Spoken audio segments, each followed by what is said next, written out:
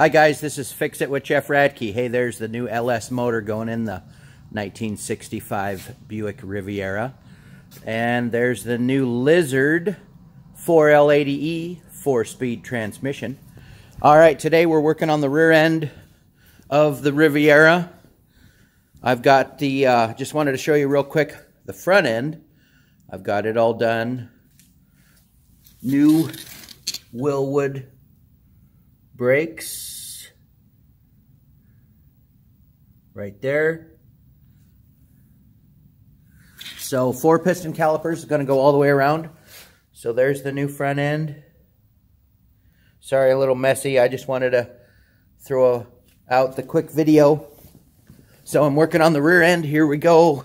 Coming over here. So I used the wire wheel and cleaned up the rear end axles. So I got the plates, the rear end axles, they're all cleaned up, ready to paint. And then I wipe them down with wax and grease remover. I'll use about, probably 3 or 4 times. I like to heat everything up with a hair dryer first. That way it's nice and toasty warm. Get those pores open and then get that paint to stick really good and get them all clean. Then I use Hammerite paint. Love it. The hammered black because I like the texture. So the rear end is over here. I'll show you real quick.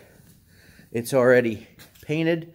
It's actually powder coated first, and then I went over that because I wanted it a little nicer. So that's the rear end. There's the posi going in. Over here was the one-wheel tire fire. So that's gone. So I just wanted to give you a quick update and go from there. All right, you guys have a great day. Fix It with Jeff Radke. Thank you.